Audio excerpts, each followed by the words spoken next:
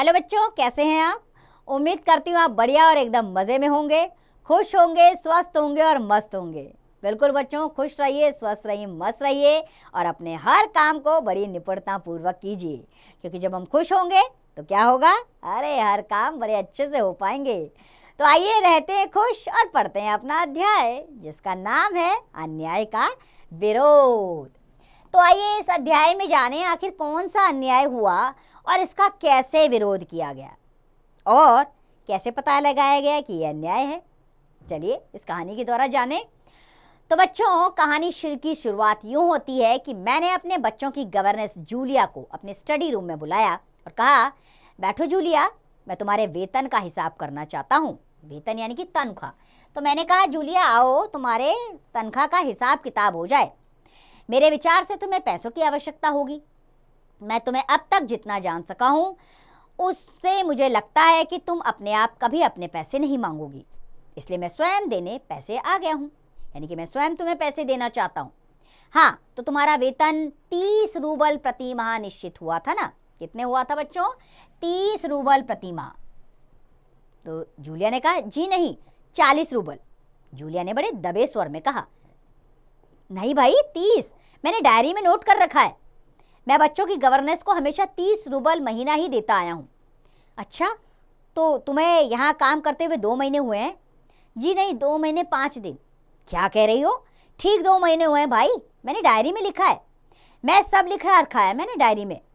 तो 2 महीने के बनते हैं 60 रूबल, लेकिन 60 रूबल तभी बनेंगे जब महीने में एक भी नागा ना हुआ हो, यानी कि कोई भी छुट्टी या कोई भी गड़बड़ ना हुई हो, तब जाके तुम्हें 60 रूबल मिलेंगे, ये मैंने कहा।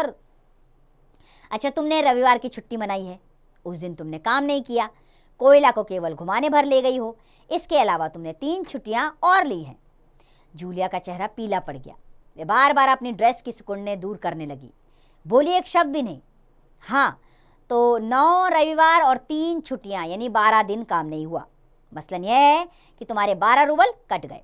उधर कोयला 4 दिन बीमार रहा और तुमने केवल वान्या को ही पढ़ाया। पिछले सप्ताह शायद 3 दिन तुम्हारे दांतों में दर्द रहा था और मेरी पत्नी ने तुम्हें दोपहर के बाद छुट्टी दे दी थी। तो 12 और 7 हुए 19 नागे। हाँ, तो भाई घटाओ 60 में से 19, कितने बचे? 41 रूबल। ठीक है ना? मैंने कहा तुम्हारे कितने बच गए? 41 रूबल बच गए। जूलिया की आंखों में आंसू छलक आए। उसने धीरे धीरे अपना गला साफ किया, बोली एक शब्द भी नहीं। हाँ, याद आया, मैंने डायरी देखते हुए कहा, 1 जनवरी को तुमने चाय की प्लेट और प्याली तोड़ी थी। प्याली बहुत कीमती थी, मगर मेरे भाग्य में तो हमेशा नुकसान उठाना ही है। चलो, मैं उसके 2 ही रूबल और कम कर देता हूँ। अब देखो, उस दिन तुमने ध्यान नहीं रखा और तुम्हारी नज़र बचाकर कोयला पेड़ पर चढ़ गया और वहाँ खरोश लगकर उसकी जैकेट फट गई, 10 रूबल उसके कट गए। इसी तरह तुम्हारी लापरवाही के कारण नौकरानी ने वान्या के जूते चुरा लिए। अब देखो भाई, तुम्हारा काम बच्चों की देखभाल करना है, तुम्हें इसी के तो पैसे मिलते हैं। तुम अपने काम में ढील करोगी तो पैसे तो कटेंगे ही ना। मैं ठीक कह रहा हूँ ना? तो जूतों के लिए 5 रूबल और कट गए। और हाँ, 10 जनवरी को मैंने तुम्हें 10 रूबल दिए थे। जी नहीं, आपने मुझे कुछ नहीं दिया, जूलिया ने दबी जबान से कहना चाहा। अरे, मैं क्या झूठ बोल रहा हूँ? मैं डायरी में हर चीज़ नोट कर लेता हूँ। तुम्हें विश्वास ना हो तो दिखाऊँ डायरी? जी नहीं, आप कह रहे हैं तो आपने दिए ही होंगे। दिए होंगे नहीं, दिए हैं, मैंने कठोर स्वर में कहा। तो ठीक है, घटाओ 27, 41 में से बचे 14। क्यों, हिसाब ठीक है ना? उसकी आंखें आंसुओं से भर उठी, उसके पूरे शरीर पर पसीना छलछलाया। कांपते स्वर में वो बोली, मुझे अभी तक एक भी बार कुछ ही पैसे मिले थे और वे भी आपकी पत्नी ने दिए थे, सिर्फ 3 रूबल, ज़्यादा नहीं। अच्छा, मैंने स्वर में आश्चर्य भरकर कहा, और इतनी बड़ी बात तुम्हारी मालकिन ने मुझे बताई तक नहीं? देखो, हो जाती ना अनर्थ, यानी कि हो जाता गड़बड़। खैर, मैं इसे भी डायरी में नोट कर लेता हूँ। हाँ, तो 14 में से 3 और घटा दो, बचते हैं 11 रूबल। तो भाई ये तुम्हारा वेतन 11 रूबल, देख लो, ठीक है ना? उसने कांपते हाथों से 11 रूबल लिए और अपनी जेब टटोलकर किसी तरह उसने उनमें ठूस दिए। ठूसना यानी कि ज़बरदस्ती डाल देना। और धीमे विनित यानी कि विनती भरे विनित स्वर में बोली, जी धन्यवाद। मैं गुस्से से उबलने लगा। कमरे में चक्कर लगाते हुए मैंने क्रुद्ध स्वर में कहा, क्रुद्ध यानी कि क्रोधित होते हुए मैंने कहा, धन्यवाद? धन्यवाद किस बात का? आपने मुझे पैसे दिए, इसके लिए धन्यवाद। आगे बढ़ने से पहले बच्चों कुछ प्रश्न ले लेते हैं मौखिक। पहला प्रश्न है, जूलिया को 3 रूबल किसने दिए थे? तो जूलिया को 3 रूबल लेखक की पत्नी ने दिए थे। दूसरा प्रश्न, गुस्से से कौन उबलने लगा? तो गुस्से से लेखक उबलने लगा, यानी कि मालिक उबलने लगा। हाँ, तो उसने कहा कि आपने मुझे दिए थे, इसके लिए धन्यवाद।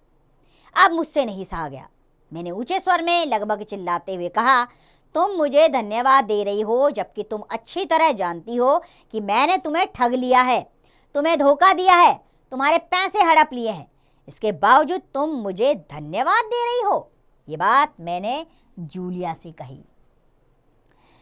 उसने कहा, जी हाँ, इससे पहले मैंने जहाँ जहाँ काम किया वहाँ लोगों ने तो मुझे एक पैसा तक नहीं दिया, आप कुछ तो दे रहे हैं। उसने मेरे क्रोध पर ठंडे पानी का छींटा सा मारते हुए कहा, उन लोगों ने तुम्हें एक भी पैसा नहीं दिया? जूलिया, मुझे यह बात सुनकर तनिक भी आश्चर्य नहीं हो रहा है। मैंने कहा, फिर स्वर धीमा करके मैं बोला, जूलिया, मुझे इस बात के लिए माफ़ कर देना कि मैंने तुम्हारे साथ एक छोटा सा क्रूर मजाक किया था, पर मैं तुम्हें सबक सिखाना चाहता था। सबक यानी कि मैं तुम्हें पाठ पढ़ाना चाहता था। क्या? सबक सिखाना चाहता था। देखो जूलिया, मैं तुम्हारा एक पैसा भी नहीं मारूंगा। देखो, ये तुम्हारे 80 रूबल हैं, मैं अभी इन्हें तुम्हें दूंगा, लेकिन उससे पहले मैं तुमसे कुछ पूछना चाहूँगा। जूलिया, क्या ज़रूरी है कि इंसान भला कहलाए जाने के लिए इतना दब्बू, भीरू, बोधा बन जाए कि उसके साथ जो अन्याय हो रहा है उसका विरोध तक न करे, बस मौन रहे और सारा अत्याचार सहता जाए? नहीं जूलिया, नहीं, इस तरह मौन रहने से काम नहीं चलेगा। अपने अस्तित्व को बनाए रखने के लिए तुम्हें इस कठोर, निर्मम और हृदयहीन संसार से लड़ना होगा, अपनी पूरी शक्ति के साथ। मत भूलो जूलिया कि संसार में दब्बू, भीरू और बौंदे लोगों के लिए जगह नहीं है। तो आतोंग चेखव द्वारा लिखा गया है पाठ है। आइए पहले मौखिक प्रश्न ले लेते हैं। पहला प्रश्न, लेखक ने किसको ठग लिया था? लेखक ने जूलिया को ठग लिया था। दूसरा प्रश्न, दुनिया में कैसे लोगों के लिए जगह नहीं है? दुनिया में बुद्धू, दब्बू, भीरू और बौंदे लोगों के लिए जगह नहीं है, ये लेखक ने कहा। आइए एक बार लेखक परिचय भी ले लेते हैं। तो बच्चों, आतोन चेखव का जन्म 29 जनवरी 1860 को दक्षिण रूस के तागानरोग में हुआ था। यह रूसी कथाकार और नाटककार थे। इन्होंने अनेकों कहानियाँ लिखी थी जिनमें सामाजिक कुरीतियों का व्यंग्यात्मक चित्रण किया गया है। इनकी कहानियाँ जैसे कुत्ते वाली महिला, भालू, दुल्हन, स्वीडिश दिया सलाई आदि पर चलचित्र भी बनाए गए हैं। 15 जुलाई 1904 को इनकी मृत्यु हो गई। तो बच्चों, लेखक ने साफ तौर पर, स्पष्ट तौर पर बताया है कि इस संसार में दब्बू, भीरू और बोधे लोगों के लिए कोई जगह नहीं है। देखिए, किसी पर अत्याचार, अन्याय ना करें, लेकिन अत्याचार और अन्याय अपने ऊपर भी ना होने दें। जहां आपको लगे कि आपके साथ गलत हो रहा है, उसका विरोध अवश्य करना चाहिए, इसमें कोई गलत बात नहीं है।